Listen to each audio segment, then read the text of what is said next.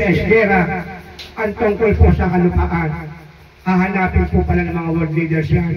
Pag nagpunta na dito sa Pilipinas at ipinatawag na si Madam Lydia, hahanapin sa kanya nasaan ang mother title. Kaya po yung dahilan kung bakit inayos na po namin, inaayos ang mother title. Ano po ba ang ibig sabihin ng mother title na OCT T-01-4? Ang ibig sabihin po yan, OCT, Original Certificate of Title, T, Title, 01, nagmula sa wala, 0, 1, ang Diyos ng kataas-taas sa langit, -4, 4 na sulok ng mundo.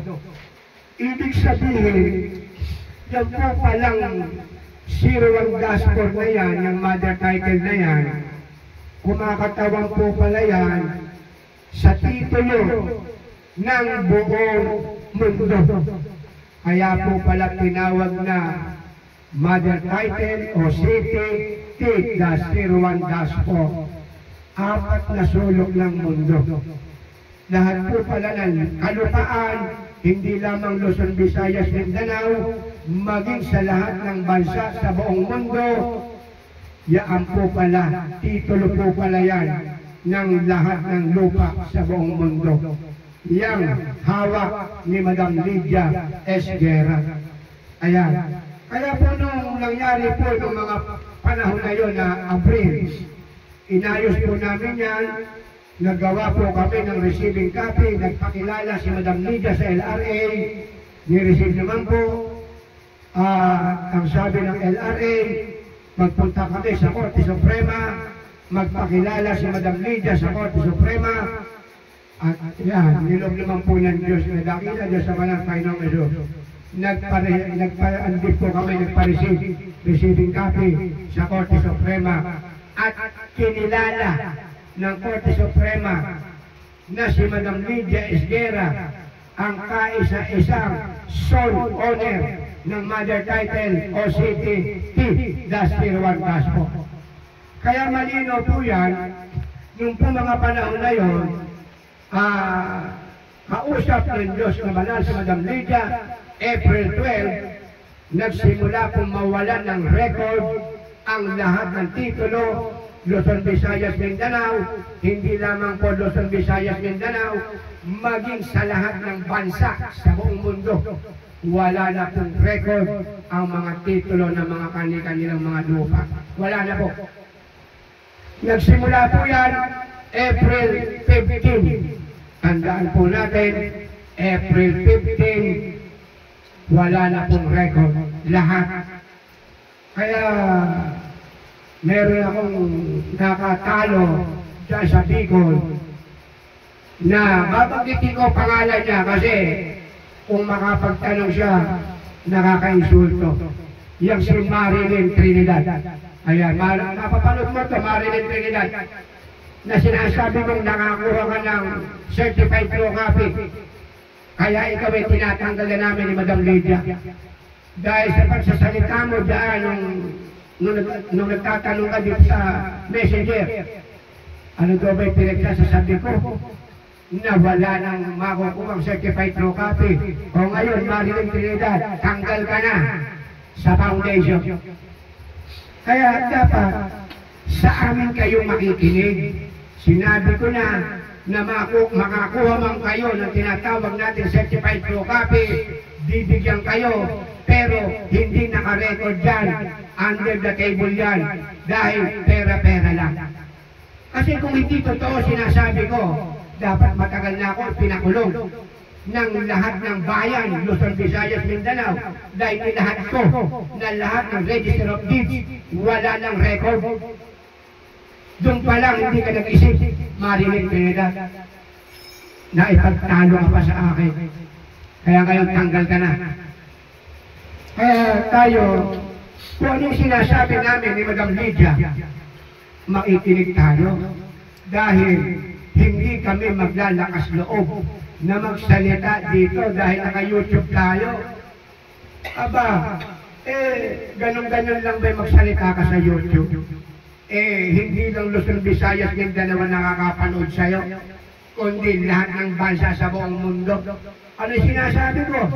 Hindi lang Luzon, Visayas, Mindanao ang wala ng record.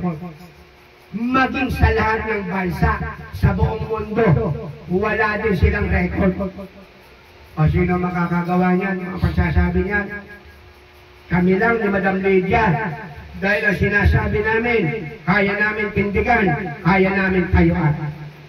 Hindi kami katulad ng iba. Pag nagsalita, hindi pinaninindigan. Pero kami ni Madam Lydia, kung ano yung sinasabi namin, pinaninindigan namin yan. Kaya yung mga nakakuha ng certified true copy na sinasabi na hindi mabasa, na ubod ng labo, yaan ay buti lang sa wala silang ibinigay. Hindi mo mabasa, sa totoo lang. May certified true copy bang gano'n, hindi mo mabasa. Ang certified true copy, yan, kung ano hawak ng titulo, gano'n kalinaw, malinaw dapat. Yung kinuha mo, ubod ng labo. Kaya, tayo, nagsasabi ng totoo. Kaya yung mga naigipagtalo sa akin, na sila gawin nakakuha ng certified true copy, sabi ko mga sinungaling kayo. Dahil mismong sa LRA, Central Office, Quezon City, wala lang ang record. Tapos kayo dyan ang mga register of deeds, meron record. Anong klase yan? Kaya nga ito na nga si Madam Lydia, ito, lumutang na para hindi magkagulo ang buong sambayan ng Pilipinas. Tama. Ito na, para hindi na magkagulo. Nagtataka kayo bakit ngayon lang lumutang ang sole owner ng mother title o city, T+01-O. Ngayon lang napapanahon Ano magagawa natin? Ang kumikilos ay Diyos. Diyos na dakila, Diyos na banal, Panginoong Jesus. Silang tatlong kumikilos.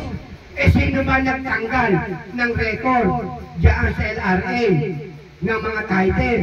Sino ba nagtanggal ng record diyan sa Register of Deeds? Lahat ng bayan may Register of Deeds. Sino ba nagtanggal dyan? Hindi tao. Ang Diyos ang nagtanggal dyan. Diyos na dakila, Diyos na banal, Panginoong Jesus. Sila nagtanggal. Kaya nga ang mga nasa LRA, nasa Register of Deeds, nagtataka. Bakit doon nawala ng record? Sila na nga mismo nagsasabi na walang record. Tapos kayo ayaw nyo maniwala. Sasabihin nyo, nakakuha kayo. Hindi nyo alam tinatakal lang yung ano nyo, yung titulo nyo. Pero alang record. Kasi pag binerify nyo sa system, sa computer, ano lalabas yan? No image. Ayun. No image ang lalabas yan. Walang record ang ibig sabihin. Kaya nga sa panahon natin ngayon, ano tawag? Bagong Pilipinas. Ayun. Bakit bagong Pilipinas? Kasi nga po, bagong titulo. Lahat ng titulong hawak-hawak natin, lahat na yan ay walang silbi. Alam na po silbi ang mga titulong hawak natin. Hindi lahat po na. Lahat. Walang itsapwera. Kahit presidente. Yung hawak na titulo ng presidente, wala na din pong silbi. Lahat na yan. Kasi magkakaroon na ng silbi yan kung may record sa LRA, kung may record sa Register of Deeds. Nilalahat ko po, alang itsapwera.